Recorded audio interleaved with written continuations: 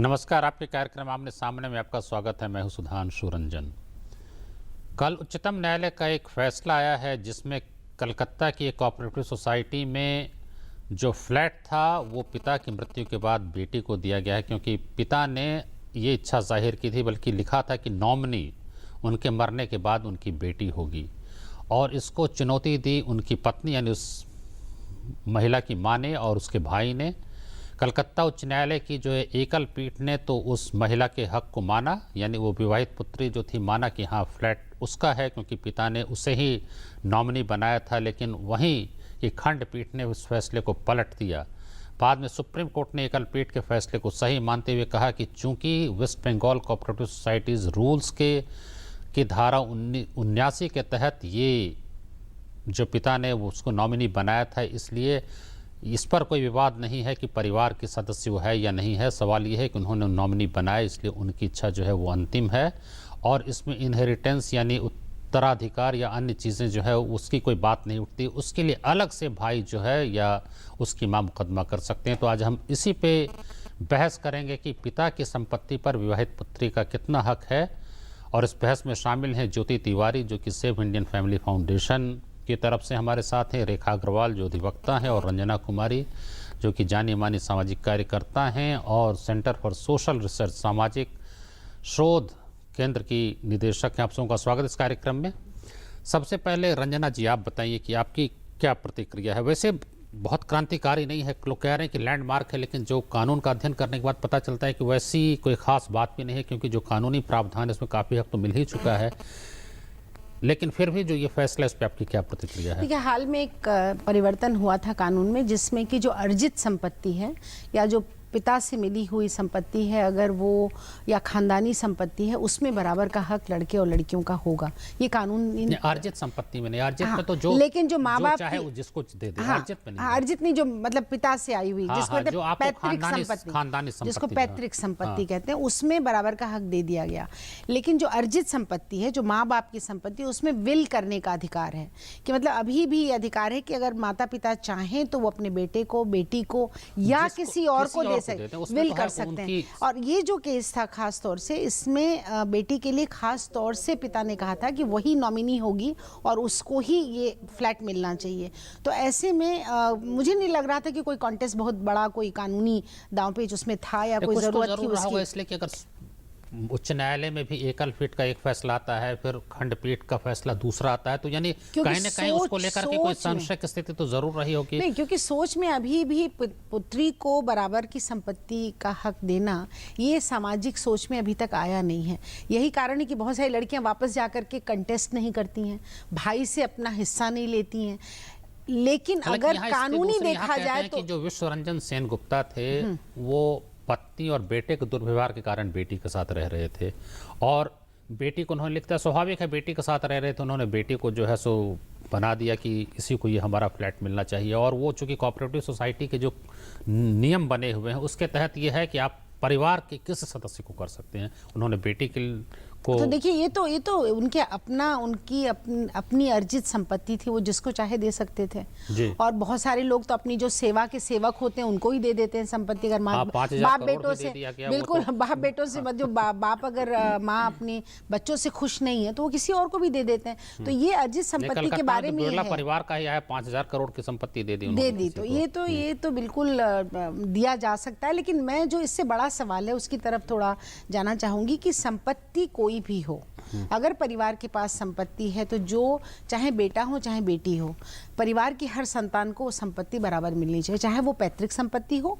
या अर्जित संपत्ति हो। क्योंकि संपत्ति के भेद की वजह में, विभेद करने की वजह से, भेदभाव करने की वजह से ही लड़कियों का हक समाज में कम हुआ। और वो उनको ये हक नहीं रह गया कि कल को अगर उनको ससुराल में परेशानी होती है तो अपने माँ बाप के जो उनका अपना हक है उस वाले हिस्से में घर के आके रह सकें, और ना भाई से लेने जाती हैं। फिर आप विवादास्पद मुद्दा उठा रही हैं। नहीं, तो ये तो विवाद, यही विवाद है समाज के अंदर आज। अगर ससुराल में उनको पूरा अधिकार मिलता है, अगर मान लिया झगड़ा ना हो, पति पत्नी का झगड़ा ना हो, और ससुराल की संपत्ति पर जो है एक हक जो होता है किसी बहू का, अगर पूरा हक उनको मिलता है तब तो कोई कितनी परेशानी नहीं बहुओं है। को ये हक ससुराल वाले देते हैं, अपने बेटों को देते हैं। वहाँ भी बेटों को मिलता है, यहाँ भी बेटों को मिलता है। ना वहाँ बहू को मिलता है, ना यहाँ बेटी को मिलता है। अगर ये स्थिति रहती है तो इसी स्थिति की वजह से औरतों की दयनीय स्थिति समाज के अंदर है। बहुत सारे मकान आर्थिक भी मैं रूप देख से रहा हूँ कि आदमी पति पत्नी दोनों के नाम से करा देता है, रजिस्ट्री हो जाती है। मैंने खुद कराया है, ये परिवर्तन है, इसमें कोई दो राय मैंने नहीं खुद है। कराया है। नहीं, ये तो आपकी बहुत अच्छी भल मनसाहत है और आप एक भले व्यक्ति हैं, तो आपने कराया, इसमें कोई दो राय नहीं। लेकिन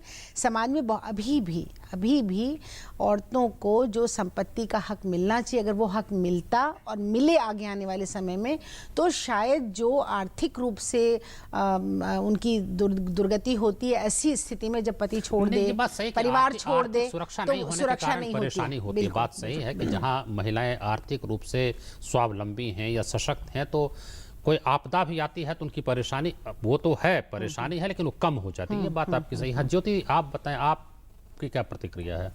ये हमेशा से था, कुछ नया नहीं है, जैसा कि सभी लोग कह रहे हैं, मगर हाँ, शायद इसका इम्प्लीमेंटेशन हुआ नहीं है।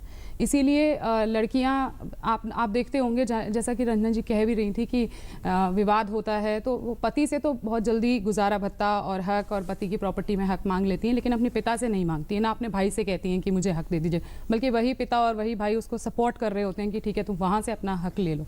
और मैं इस बात से एग्री नहीं करती कि प्रॉपर्टी में हक नहीं होता है। पुराने ज़माने में भी रानियों के महल हैं और लोग अपने वाइफ के नाम से प्रॉपर्टी खरीदा करते थे, ज्वेलरी उन्हीं की होती है, सब कुछ उन्हीं का हक होता है। ये कहने की बात है कि उनका हक नहीं होता। आज भी आप देखेंगे प्रॉपर्टीज़ में ज़्यादातर, यहाँ भी शहरों में भी और गाँव में भी प्रॉपर्टी में हक सबका वुमेन का होता है, लेकिन पति के घर में, हाँ, पिता अपना किसी भी बेटी को हक नहीं देता है, जिसका कि हिंदू सक्सेशन एक्ट का ठीक से इम्प्लीमेंटेशन होना बहुत ज़रूरी था, जो कि नहीं हुआ है।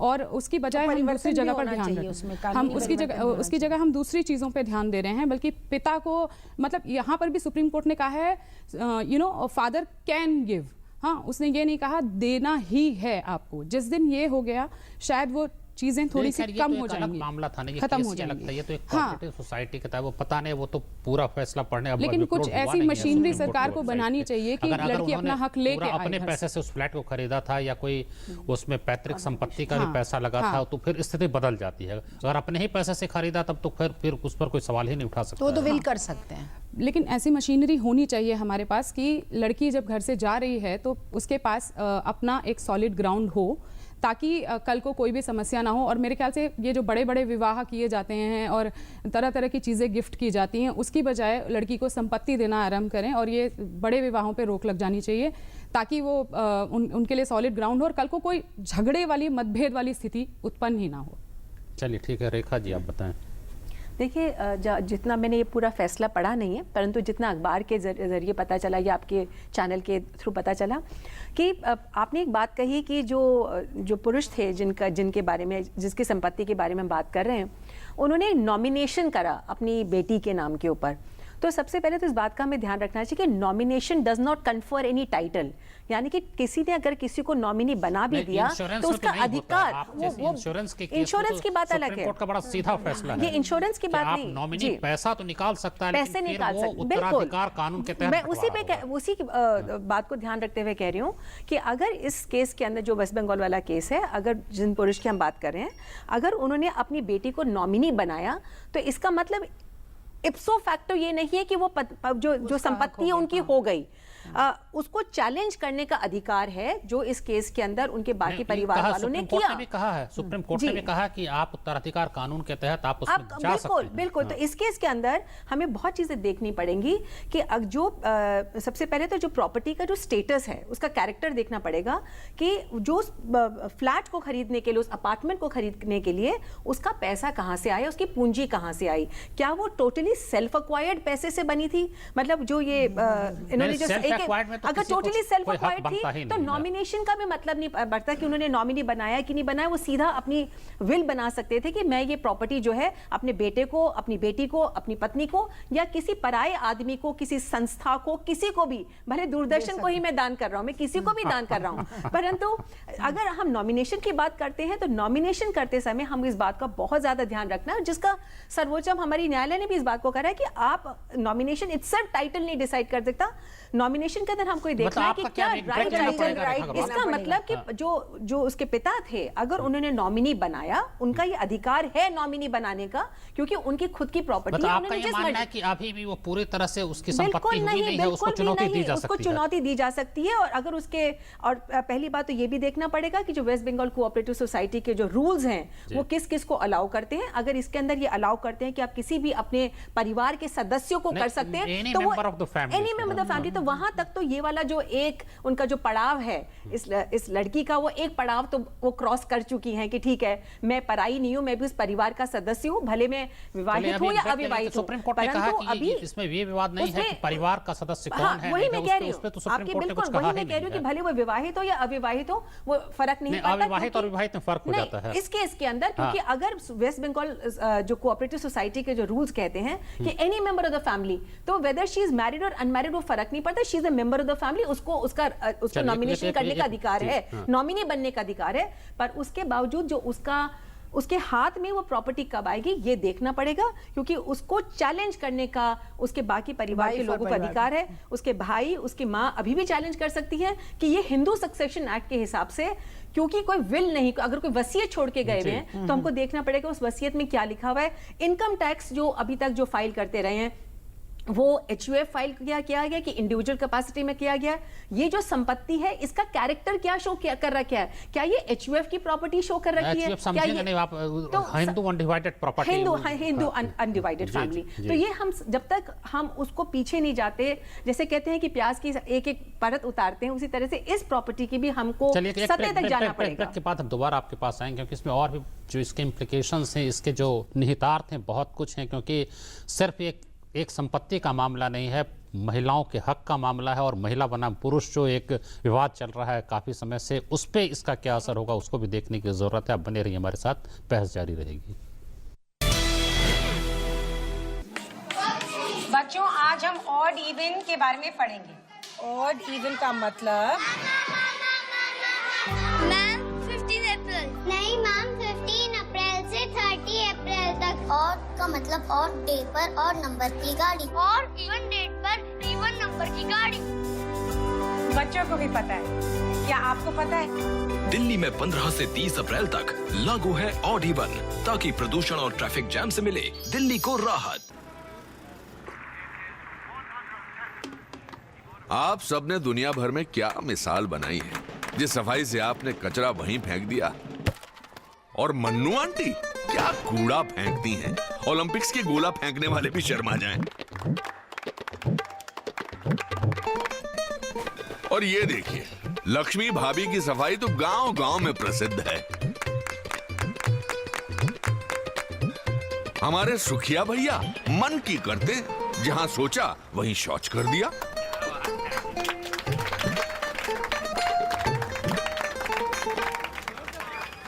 ये देश जो आप ही का घर है, उसे क्यों गंदा करते हैं? थोड़ी शर्म कर लो, सोच स्वच्छ कर लो। अगर एक बार 125 करोड़ देशवासी तय कर लें कि मैं गंदगी नहीं करूंगा, तो दुनिया की कोई ताकत नहीं है जो हिंदुस्तान को गंदा कर सकती है। स्वच्छ भारत, एक कदम स्वच्छता की ओर। सुनो सुनो किसान भाइयों, सुनो सुनो, ओ सुनो सुनो किसान भाइयों, सुनो सुनो, सुनो सुनो किसान भाइयों, ध्यान लगाकर बात सुनो। नीम कोटेड यूरिया आया, खेती में नई क्रांति लाया।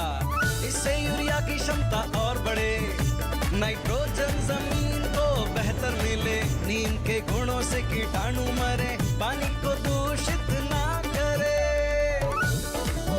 तो भाइयों, नीम कोटेड यूरिया से हो मेहनत सफल, बेहतर हो खेत, पानी और फसल। कृषि और किसान कल्याण मंत्रालय द्वारा किसान हित में जारी। सूखा हो या बेमौसम की बरखा हो, कीड़ा लगे खेत में या दुविधा हो, बहुत ही कम प्रीमियम पे पूरी हो भरपाई, फसल बीमित रहे कटाई के बाद भी भाई। हाँ, ऋणी या अऋणी अब हर किसान लाभ उठाए, एक मौसम कदर है, सब किसान बीमा कराए। प्रधानमंत्री फसल बीमा योजना से हर किसान मुस्काए। कृषि और किसान कल्याण मंत्रालय द्वारा किसान हित में जारी। बच्चों आज हम ऑड इवन के बारे में पढ़ेंगे। ऑड इवन का मतलब मैम 15 अप्रैल नहीं मैम 15 अप्रैल से 30 अप्रैल तक। और का मतलब और डे पर और नंबर की गाड़ी और इवन डेट पर इवन नंबर की गाड़ी। बच्चों को भी पता है, क्या आपको पता है? दिल्ली में 15 से 30 अप्रैल तक लागू है ऑड इवन, ताकि प्रदूषण और ट्रैफिक जैम से मिले दिल्ली को राहत। भारत में लगभग 3 करोड़ विकलांगजन हैं, किंतु हमारे सरकारी भवन, अस्पताल, विद्यालय विकलांगजनों के लिए सुगम्य नहीं है। यही हाल हमारे रेलवे स्टेशन, बस स्टॉप, बसों तथा रेलगाड़ियों का है।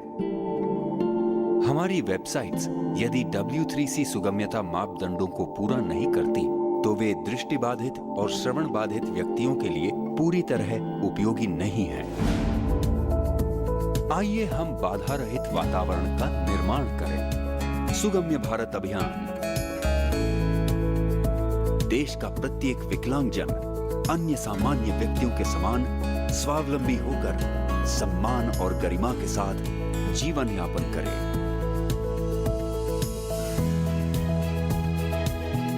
सुगम्य भारत, सशक्त भारत।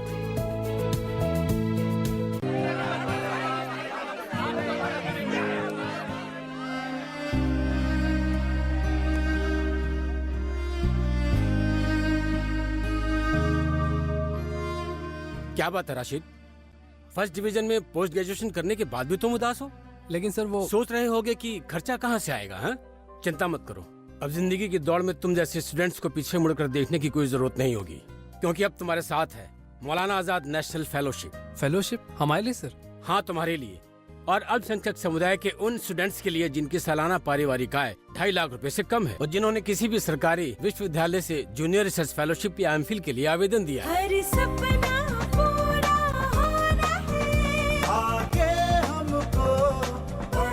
अधिक जानकारी के लिए लॉग इन करें www.minorityAffairs.gov.in पर या कॉल करें टोल फ्री नंबर 1800112001 पर। सबका साथ, सबका विकास। अभिनंदन फिर से आपका इस कार्यक्रम में। हम चर्चा कर रहे हैं विवाहित पुत्री का अधिकार पिता की संपत्ति में, क्योंकि इस बारे में सुप्रीम कोर्ट का एक फैसला आया है और उसी पे ये चर्चा जारी है। हाँ ज्योति तिवारी, आप बताएं कि ये जो बात बार बार यह है संपत्ति की बराबरी और सब कुछ, और आप देख ही रहे हैं कि समाज में किस तरह का वैमनस्य भी फैल रहा है, तो एक जो कहते हैं कि बड़े परिप्रेक्ष्य में देखने की जरूरत है, सिर्फ इस फैसले तक हम अपनी बहस को सीमित न रखें। उसमें जैसा कि रंजना कुमारी कह रही थी कि हाँ संपत्ति में बराबर का अगर हक मिले, तो क्या आप मानते हैं कि सिर्फ बराबरी के हक से समस्याएं दूर हो जाएंगी? नहीं, देखिए जैसे कि बात जब यहाँ तक आई है कि पिता की संपत्ति में भी हक होना चाहिए और पति की संपत्ति में भी हक होना चाहिए, हम केवल अधिकार की बात कर रहे हैं। हम उत्तरदायित्व देने की तो बात ही नहीं कर रहे कि बेटी का उत्तरदायित्व क्या होता है, बहू का उत्तरदायित्व क्या होता है घर में। संविधान भी जब हमें राइट्स देता है तो साथ में ड्यूटीज़ भी देता है। तो समस्या यहाँ पे आई जहाँ पर हमने केवल अधिकार तो बता दिए लेकिन उत्तरदायित्व नहीं बताया। क्या वो बेटी माँ बाप का ख्याल रखती? इस पर्टिकुलर केस में उसने पिता का ख्याल रखा था। क्या हर केस में ऐसा होता है? या वो अपने पति क्या और ससुराल वालों का ख्याल रखती है? हमने ये तो देखा नहीं। और यदि बेटा ना ख्याल रखे तो हमारे पास CRPC 125 है, हम उससे गुजारा कहते हैं कि बेटी को भी जिम्मेदार बना दीजिए। बिल्कुल बिल्कुल, जिम्मेदारियां दीजिए उसे। हम बेटे नहीं, देखिए मेरी बात अभी पूरी नहीं हुई है। CRPC 125 में आप गुजारा भत्ता लड़के से मांग सकते हैं, अपने पुत्री से नहीं मांग सकते हैं। यदि आप अधिकारों की ही बात कर रहे हैं तो जिम्मेदारियों का भी बंटवारा कीजिए। वकील साहब बता देंगे कि संक्षेप, उसके बाद हमको उषा टंडन जी के पास जाना है। आप बहुत संक्षेप में प्रतिक्रिया दीजिएगा। नहीं, हमें लग रहा है कि देखिए जिम्मेदारी जहाँ तक सवाल है, गैर जिम्मेदार जो है वो बेटा भी हो सकता है, बेटी भी हो सकती है, बहू भी हो सकती है, कोई भी गैर जिम्मेदार हो सकता है। और आजकल बुजुर्गों का ख्याल न रखना, तो लेकिन अगर आप बेटे को जिम्मेदार बनाते हैं कि माँ बाप का ख्याल रखे और उसके लिए बाजाबता एक कानून बना हुआ है। हाँ। तो जब बराबरी का हक संपत्ति में आप बेटी को देने को तैयार हैं या दिया जाना चाहिए, तो बेटी पे जिम्मेदारी देने में क्या दिक्कत है? नहीं, कोई दिक्कत नहीं है। हम 125 में अगर बेटी को नहीं, बिल्कुल दिक्कत नहीं है। हम तो कह रहे हैं कि जो देखिए, जो खासतौर से पिछले समय जब मीरा कुमार मिनिस्टर थी, तब एक प्रपोजल आया था कि लड़के लड़कियों को बाइंडिंग करिए, कि अगर वो ख्याल नहीं रखते हैं तो अगर अक्सर क्या होता है, मतलब बिल कर देने के बाद वो सीआरपीसी की धारा 125 संशोधन करके आप जिम्मेदारी दोनों को दीजिए, लड़के को बेटी को। लेकिन नहीं, यहाँ सवाल तो 125 धारा तो एक उसका एक शिकायती का समाधान है। लेकिन मैं तो कह रही हूँ कि जो बदनीयती से आप हिंदू अनडिवाइडेड फैमिली का जो पूरा कानून सक्सेशन एक्ट बदला गया अंबेडकर साहब के जमाने में से लेके आज तक, उसको विवादित ही रखा गया। उसमें कभी नियत नहीं बनी कि औरत और मर्द को, लड़के और लड़की को बराबर का हक मिले। प्रोफेसर उषा टंडन विधि संकाय में दिल्ली विश्वविद्यालय में। उषा जी, आप देर से आई हैं, इसलिए आप पहले अपनी प्रतिक्रिया इस फैसले के बारे में और थोड़े बड़े परिप्रेक्ष्य में इस पर प्रतिक्रिया दीजिए। पहले तो मैं ये कहूँगी आपकी गाड़ी देर से पहुँची, जो देर से आई। खैर, एनीवे, अगर हम बात कर रहे हैं उस सुप्रीम कोर्ट के जजमेंट के परिप्रेक्ष्य में, जिसमें ये कहा गया है कि फादर अपनी विवाहित बेटी को प्रॉपर्टी दे सकता है, तो वो तो एक पर्टिकुलर कॉन्टेक्स्ट में है जी। वो जो उसका कॉन्टेक्स्ट है वो दैट वाज रिगार्डिंग वो कोऑपरेटिव सोसाइटी के नॉमिनेशन के कॉन्टेक्स्ट में चर्चा हो गई, तो वो तो जो है एक पहलू है उसका। अगर हम सिंपल इसी चीज़ को आगे बढ़ाना चाहें तो बहुत सारे तरीके हैं जिसके द्वारा जो फादर है अपनी बेटी को प्रॉपर्टी दे सकता है। वो जो तरीके हैं, गिफ्ट भी हो सकता है अपनी लाइफ टाइम में, हाँ दे सकता है, कानून अलाउ करता है, विल के थ्रू भी दे सकता है, और इनहेरिटेंस में भी 2005 के बाद तो भली वो सेपरेट प्रॉपर्टी हो, जॉइंट फैमिली प्रॉपर्टी हो, तो को-पार्टनर ही बना दिया, यानी बेटे बेटी को बराबर, तो इसलिए जो है उसको पूरा जो है वो हक मिल ही गया है। तो जहाँ तक अगर हम लॉज की बात करें तो लॉज तो are responding to the needs of the women. तो और दूसरी एक पहलू ये आ जाता है कि किस हद तक वो जो लॉज हैं सोसाइटी में इम्प्लीमेंट हो रहे हैं।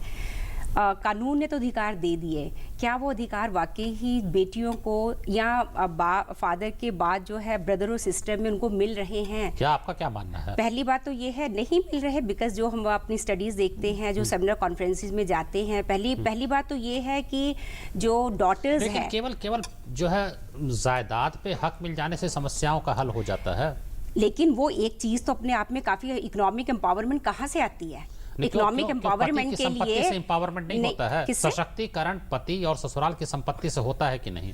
कहाँ मिलती है? देखिए वो दूसरी चीज है, लेकिन आप ये क्यों कह रहे हैं कि अगर एक चीज मिलती है तो दूसरी ना मिले? जो एक चीज इक्वालिटी के बेसिस पर जो है दोनों को मिल सकती है, वो क्यों ना मिले? लड़की को जो है मायके की भी संपत्ति मिले और पति की भी संपत्ति मिले। लड़के को केवल एक संपत्ति है, पिता की संपत्ति, उसको क्या संपत्ति मिले? उसमें से भी पिता की मर्जी है। अगर आप कह रहे हैं सशक्तिकरण में, तो लड़के के पास नहीं, देखिए इसमें ऐसी वाली चीज नहीं है। अगर हम इसकी आप हिस्ट्री देखिए, अगर आप प्रॉपर्टी राइट्स के अगर आप हिस्ट्री देखिए, तो उसमें तो औरतों को तो जो है पर्टिकुलरली डॉटर्स को तो विलफुली एक्सक्लूड किया गया था। तो ये वाली बात है कि आपको देखिए, सुधांशु जी, ये अधिकार हम उनको दे नहीं रहे हैं। It's not that we are giving them, it is just we are restoring them. ये अधिकार उनसे लिए गए थे, जो उनको दिए जा रहे हैं वापस।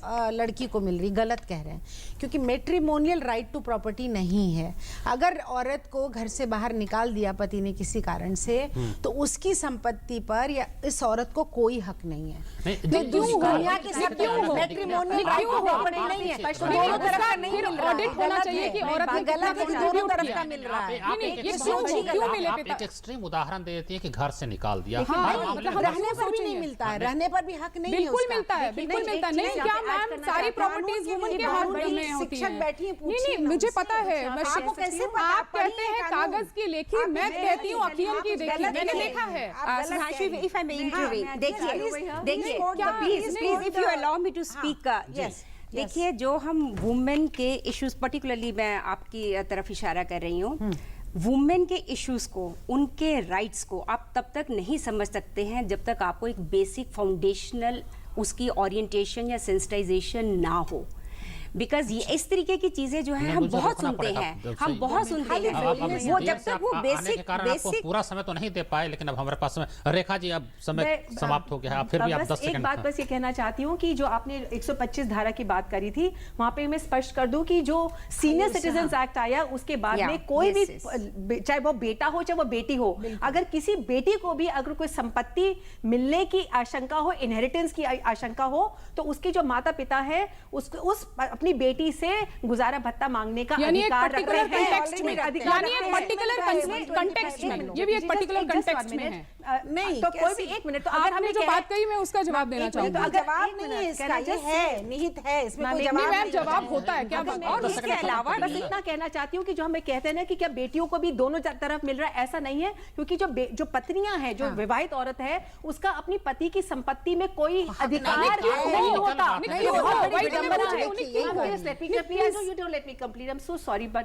बहुत बड़ी विडंबना है कि जब तक पति जिंदा है तब तक जो पत्नी है उसका अपने पति की संपत्ति में धेले का भी अधिकार नहीं है। बिल्कुल बिल्कुल नहीं। ऑडिट भी तो होना चाहिए कि उस महिला ने कितना कंट्रीब्यूट किया है, वो ऑडिट कहाँ है? हिंदुस्तान में वो ऑडिट कहाँ है? और आप जो कह रही हैं कि उसके लिए बेसिक सेंसिटिविटी होनी चाहिए। सेम इज विद जब बोलती तो मैंने आपका हस्तक्षेप किया, मुझे तो बोलने दीजिए। मैं खुद भी ये बात कर रही हूँ कि जो आप कुछ कह रही हैं वो सेंसिटिविटी पुरुष के मुद्दों के लिए भी होनी चाहिए ना। ज्योति जी, आपने मुझे बोलने ही नहीं दिया। नहीं, आप ही लोग बार-बार इंटरप्ट कर रही हैं मेरे को। मैंने आपको सिंपल कहा कि जो एक ये मुद्दा उठ रहा है कि क्या बेटियां जो और लड़कियां जो है वो पिता की संपत्ति भी रख ले और पति की भी संपत्ति रख ले, ऐसा नहीं होता। 2000 नहीं, अगर रखने का अधिकार रखती है क्या? देखिए जो लड़की है, संपत्ति से, अरे कोई पति के अधिकारों की भी बात करे तो उसको किसकी संपत्ति में अधिकार मिलेगा? वो अगर महिला की संपत्ति मांग ले तो वो आप गलत बता रही है ना। देखिए आप गलत बता रही हैं। इसको सुने, देश भर के लोग इसको सुनेंगे। आपके कार्यक्रम को लोग सुनते हैं, तो आपके कार्यक्रम से ये बात कैसे जाएगी? समझ में आ गई, आप लोगों को नहीं मिलता है। शायद मुझे नहीं समझ आई कि मैं क्या बोलना चाहती हूँ। राइट, आप टेक्निकल तकनीकी रूप से हक नहीं मिलता, मैं कह रहा था व्यवहारिक रूप से नहीं मिलता, उनको सुविधाएं सारी मिलती है पति की संपत्ति। सबसे बड़ी प्रॉब्लम ये आती है कि जब तक महिला का पति जिंदा है, उसको कितनी बड़ी विडंबना है कि जब तक उसका पति जिंदा है उसको प्रॉपर्टी में कोई अधिकार नहीं। बिल्कुल सही है, ये कानूनी तौर पर बिल्कुल सही है। आप गलत कह रही हैं। आपको कानून की जांच नहीं मिलने वाली बात नहीं है। अब देखिए रेखा जी, आप बिल्कुल समय समाप्त हो गया। उषा जी, आपको ज्यादा समय मैं नहीं दे पाया, इसलिए आप सबको को बहुत धन्यवाद। चर्चा में शामिल होने की बहुत परेशानी है, समय बहुत ज्यादा हो गया, इसलिए हम आपको और समय नहीं दे पाएंगे। लेकिन एक समरसता की जो बात हम करते हैं, समरस समाज में बराबर का हक होना चाहिए, लेकिन दुर्भाग्य से विषमताएं शायद इतनी ज़्यादा रहीं और उस कारण से वैमनस्य बहुत ज़्यादा बढ़ गया है। कानून के जरिए सभी समस्याओं का हल नहीं हो सकता, लेकिन कानून एक तरीका है